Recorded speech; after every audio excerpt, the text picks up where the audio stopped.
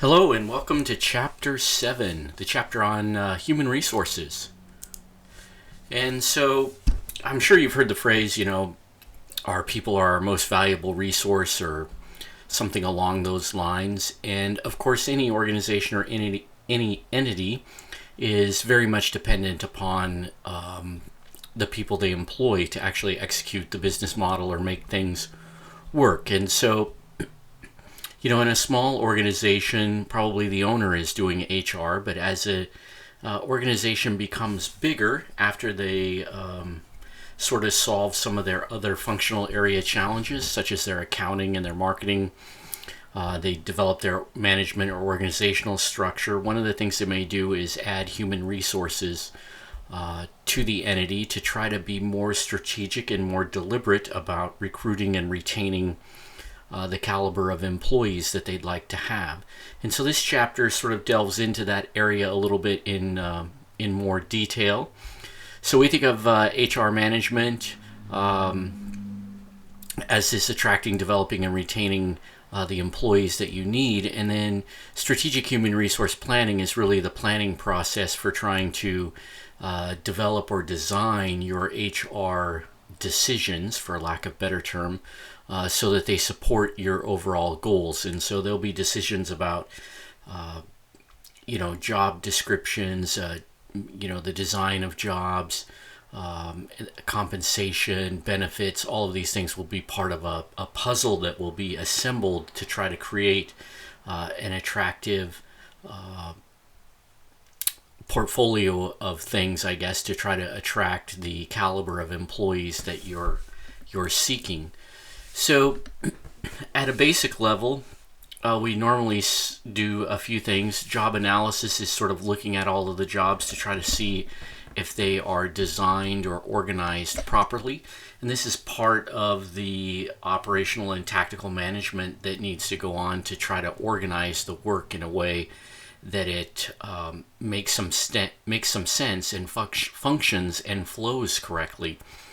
So job analysis sort of undertakes that task. As a result of that, oftentimes you'll get job descriptions, which will be an attempt to try to explain or describe what it is that each particular employee or category of employees does. And then job specifications is taking it a step further and trying to say, okay, these are the minimum qualifications or the characteristics or attributes of people that people or employees need to have in order to fulfill the functions of a particular job. So job specifications are used a lot when you start to begin the hiring process because they drive then how you advertise or recruit the people that you're after. Of course, anytime we start delving into the human resource area, there's a variety of legal issues that can come into play. So I think previously I shared with you links to the Bureau of Labor and Industry, and certainly there are equal employment opportunity issues. There's a lot of rules and regulations about how we treat our employees to make sure that it is proper and within the law. And so this is something that often will be 25% of a business law class that you may take, which would be employment law issues related to discrimination, at-will employment, a variety of different things. And certainly if you were to specialize in human resources, you would probably become much more knowledgeable about a variety of payroll issues and these HR issues as well. So, you certainly can hire people by just hiring somebody or just grabbing somebody off the street. One of the things that kind of gives you, if you have a random process, you will probably get random results. And so many businesses, in an attempt to be more strategic, will try to, not only create these job descriptions and job specifications, but then will try to sort of more formalize their hiring process to take the bias out of it. But not only to take the bias out, but to try to do a better job of aligning or getting the people that you need so they can perform the functions of the job. And so part of this is requiring an application, getting a resume. You could have pre-employment tests. So you may be familiar with some of the civil servant tests. So like the post office has entrance exams. Many professions have licensure procedures, so like nursing and dental hygiene, doctors, lawyers, accountants, and all of those things are designed to try to get a feel for whether or not candidates have the adequate skill sets. Of course, then you can interview people. You can ask a lot of, interviews can go a lot of different ways. You can ask a lot of sort of basic questions. Tell us about yourself, your employment history, blah, blah, blah. More common now, people will try to ask more situational questions and value-based questions to kind of get a sense of how a person thinks and problem solves. And this is an attempt to try to get at whether or not they will be a good fit within the organization. And then beyond that, you may have physical exams, drug tests, or reference checks.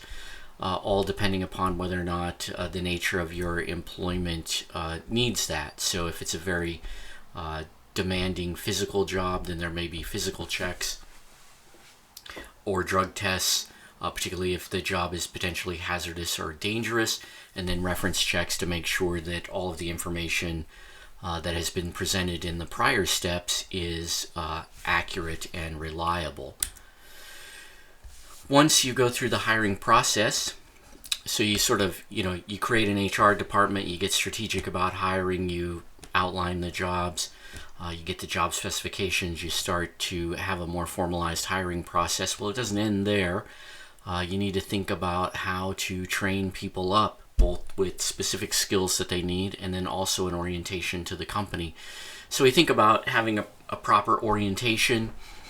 This could be anything from a few hours to a few days to try to get people settled into the job and into the company or the organization.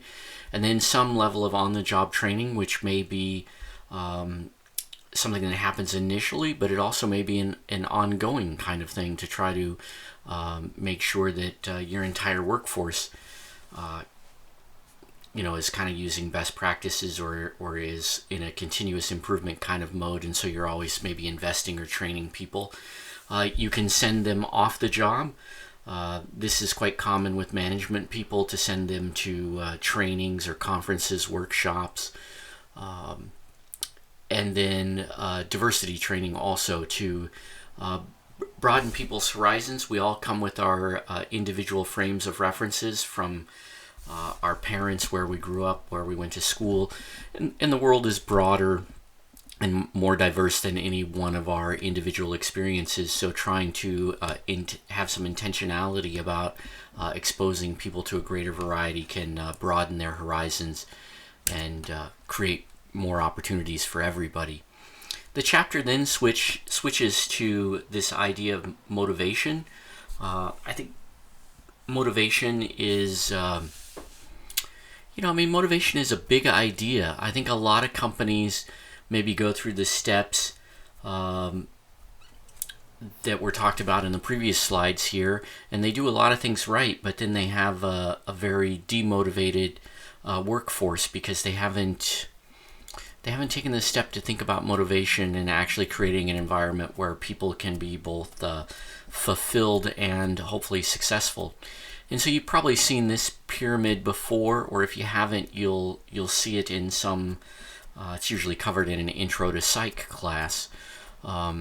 So this is really basically Maslow's pyramid, where it is thought that people have physiological needs, food, clothing, and shelter, safety needs, where they need to be free from fear of harm, and then the social needs kick in. You have friends and family and loved ones, and then some esteem, where you try to I guess you begin to feel pretty good about yourself as an individual, or at least that's the goal. And then self-actualize, where you really become a bit more creative and you're trying to challenge yourself and you're really growing into your potential.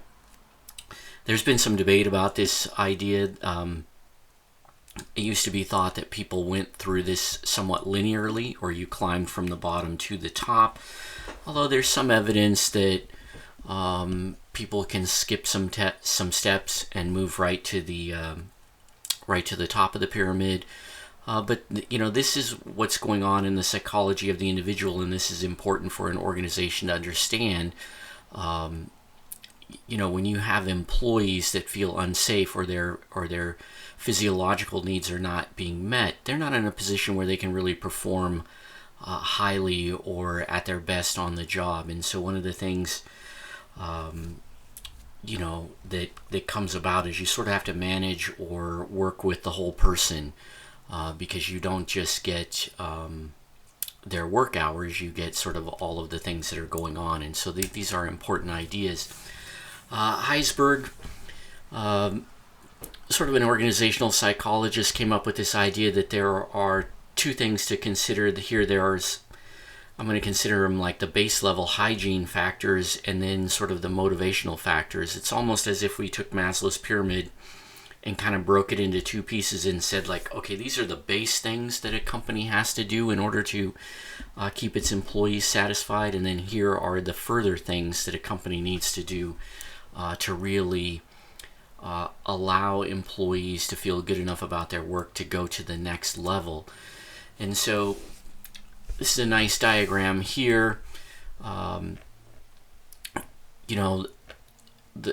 The hygiene factors are decent supervisors, a base level of pay, having policies and procedures that are,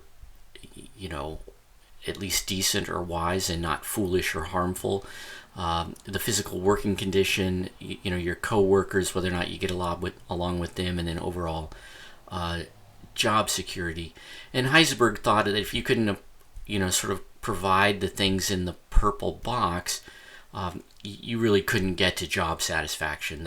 These hygiene factors were sort of like their base level things that you need to get right. And if you get those right, then you can have the opportunity to create a reasonable level of job satisfaction. But you can't get to the orange box unless you do the purple box right. And so the orange box is all about promotions and opportunities for personal growth, recognition, responsibility, and achievement. And you can see that the hygiene factors are a little bit more the bottom of Maslow's pyramid, and the orange box is a little bit more the higher portions of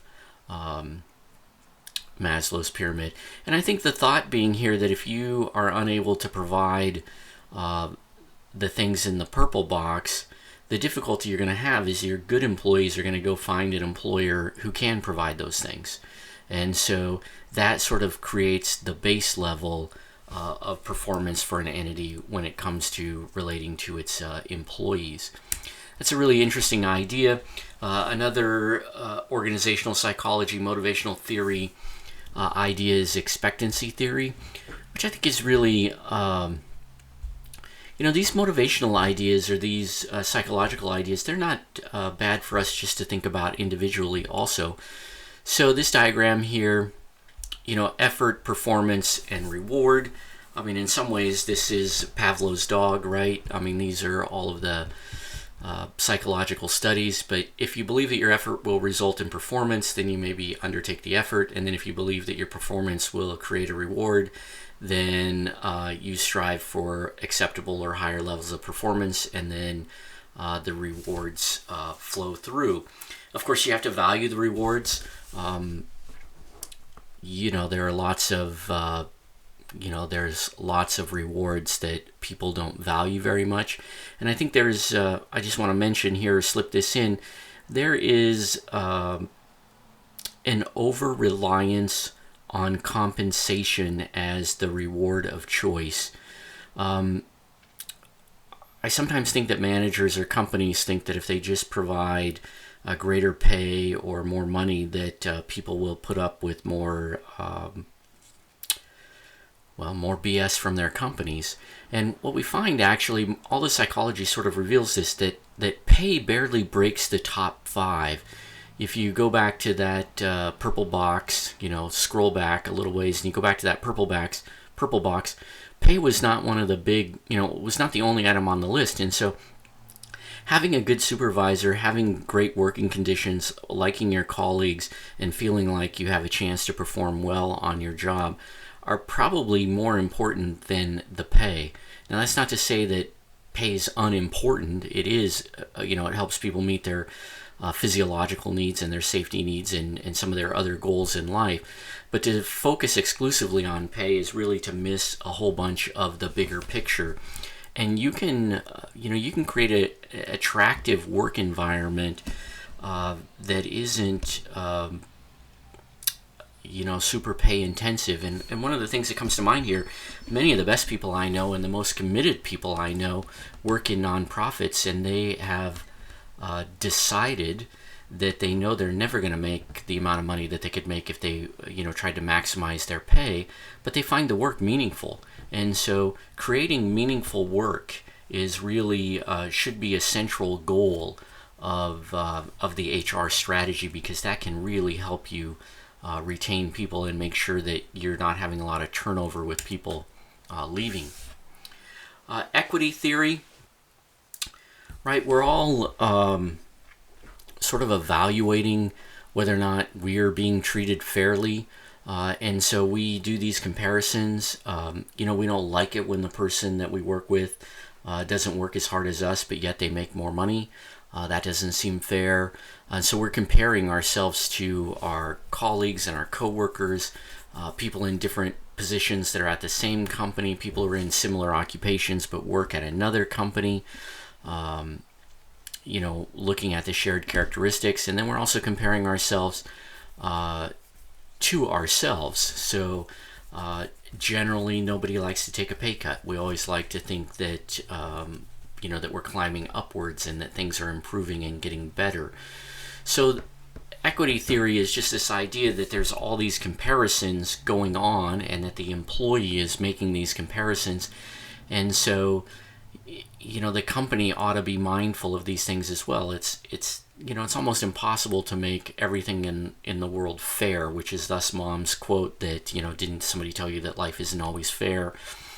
But if it's grossly unfair or incredibly inequitable, that can be demoralizing to employees, and that's going to cause performance to not be as ideal as possible. And so, a company needs to spend some time trying to make sure that their compensation or their conditions are, reasonably equitable in comparison to all of these factors that an employee might compare themselves to. So, other satisfaction ideas, job redesign is just sort of restructuring jobs, redesigning jobs. Jobs can grow in scope or creep, or we can have tasks that are lumped in with other tasks, and it's very difficult to make that job cohesive or to get a person who has a skill set that can do all of those different things. It's not reasonable, for example, to have your accounting person in charge of your marketing. It seems obvious in that case, but it is often the case that jobs are not designed very well, and so there's incongruity in the tasks, or there is a person can't be successful in the job because they can't have all of the various skill sets. So designing jobs is important. Job rotation is where we move people around. This gets them so they can see a bigger slice of the organization. It gives them a sense of the whole rather than just the piece that maybe they were doing before. It creates it takes the monotony out of certain tasks or certain jobs, and so job rotation can be useful. Enlargement is making a job just simply bigger. Making if you're a salesperson and your territory is Oregon, and then your territory becomes Oregon, Washington, and Idaho.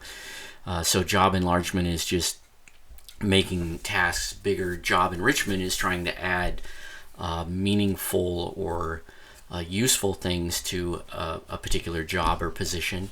And then some new things that are happening. They're not really even new anymore, but flex time is sort of the ability to structure your work so that it creates more value for you as an individual. Job sharing is, sometimes people want to only work part-time, and so you have two people that replaces one person so that they can have a different work-life balance. And of course, that usually is at a lesser compensation rate, of course, but sometimes that's something that people can really value is, maybe having more time off because they need to pursue some personal goals, or maybe because they're trying to raise a family. And then telecommuting is becoming a much bigger idea. Technology has really expanded. Of course, the high-speed internet at home, email, the ability to collaborate with all of the various tools that are available online really makes physical proximity less important than it used to be. Physical proximity of people together does still create some benefits, but some things are possible now that clearly weren't possible a decade or two ago. So compensation packages, one of the things to think about here is, of course, you have a wage or the salary. You can pay people, a fixed amount a month. You can pay them on an hourly basis. So salary is fixed, wages are hourly. You can do piecework where, you can pay people based on production. Commissions, which is quite common for salespeople. Bonuses for when the company does well, profit sharing for when the company does well. If you're trying to make sure that the employees are aligned with that their interests are aligned with those of the shareholders, then you give them stock options as part of their compensation package. And then, of course, benefits. And benefits run the gamut from health insurance, vacation, sick leave, disability insurance, retirement, and a variety of other factors. So, and it's important to think about the total compensation package, not just the wage situation, to try to create a cohesive package that can be attractive to help you recruit the people that you need. Performance appraisals. This is something that I think in business we do poorly. I think that right there is a business is trying to accomplish all of these various things that it's doing, its strategy, and it's got its functional areas and its management structure, and it's delivering products to customers, and it's trying to do all of that, and it's under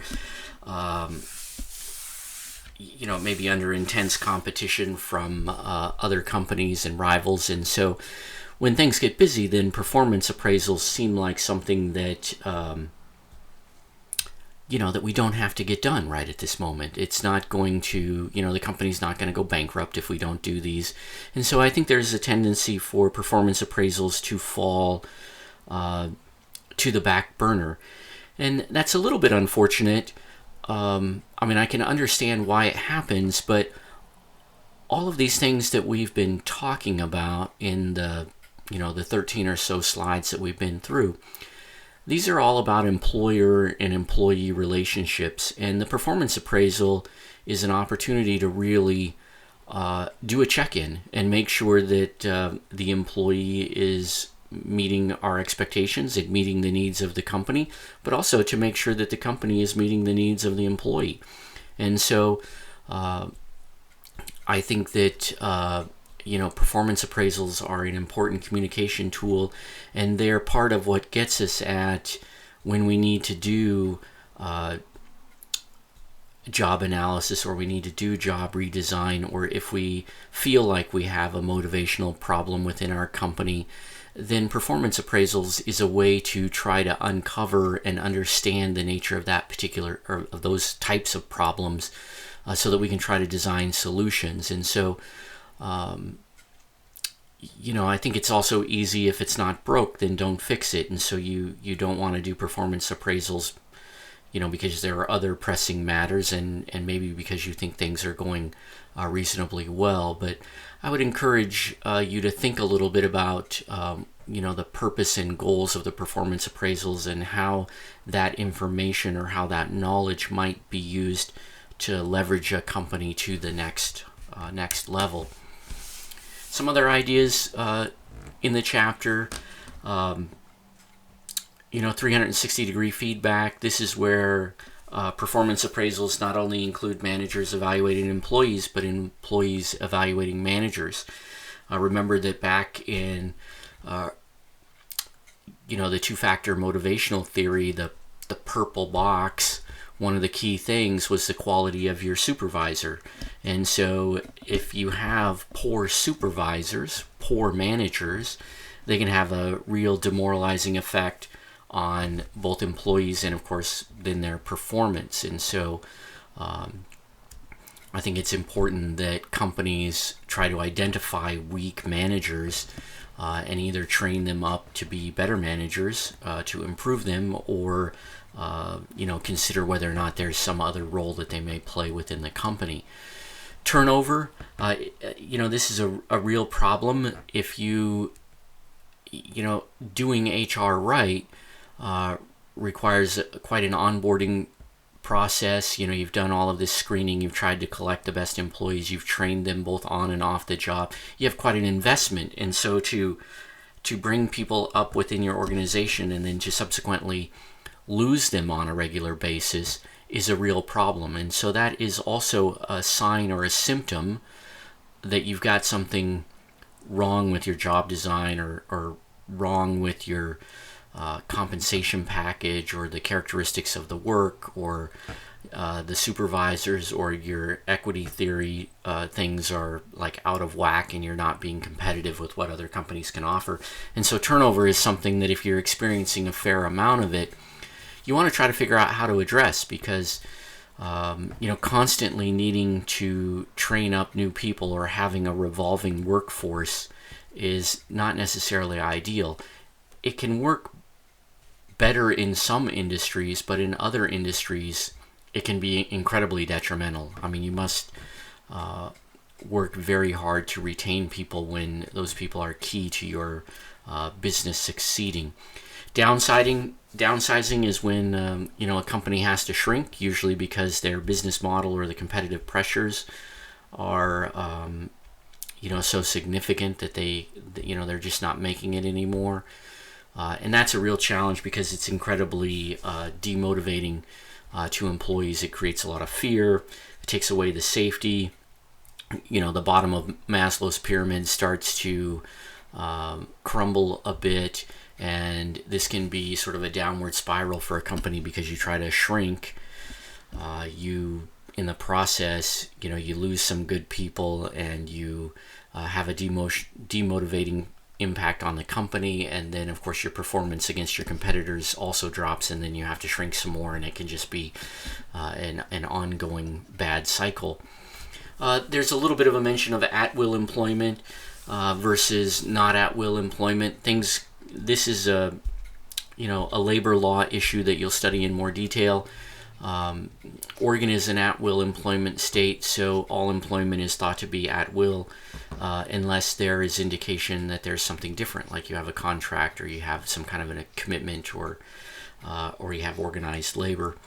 As you go to different states, rules can be slightly different, and as you go to different countries, the norms can be different as well. So I mentioned organized labor. I don't want to go into great detail on this. This is, again, something that you'll study in greater detail, but unionized or organized labor means that people don't necessarily bargain or negotiate individually with management. They do so collectively. Disputes are handled through mediation and arbitration. There are grievance processes, and then dissatisfied employee groups may strike or picket or boycott, and dissatisfied companies may lock out striking employees or hire replacement people. And so this is a phenomenon that was in a period of growth from about the 1900s until maybe the 60s or 70s in the United States. Working conditions at the turn of the century were less than ideal. There was a lot of books written and articles written about poor working conditions right around the 1900s into the 1910s, and so labor started to organize and grew until sometime maybe in the 60s, and then it has been on a decline since then. It's a variety of political, socioeconomic, competitive, globalization reasons for why these things happen, but that's kind of where we're at with things right at this particular point. So there's an overview of the chapter. Spend some time thinking about motivational theory, and spend a little time thinking about what you personally value from your employer. I think that this will help you when you get into the position where you have to evaluate a variety of employment opportunities. You're not necessarily going to want to pick the employment opportunity that throws the most money at you. You're going to want to pick the one that maximizes your personal satisfaction, creates the best growth opportunities. You want to pick a company that has the ability for you to move up in, preferably one that's growing also, because growing companies tend to be able to pay people more and provide bonuses and profit sharing and those kind of things, whereas a contracting type of company that's not doing very well is going to be under a lot more pressure, and morale is probably going to be a lot lower. And so if you understand how motivational theory works, and you spend some time considering and prioritizing your values as they relate to these various ideas, you'll be able to screen employers way better than if you're just if you haven't spent any time thinking about that. So enjoy the material and keep working at things, and we will gather again for the next chapter. Thank you.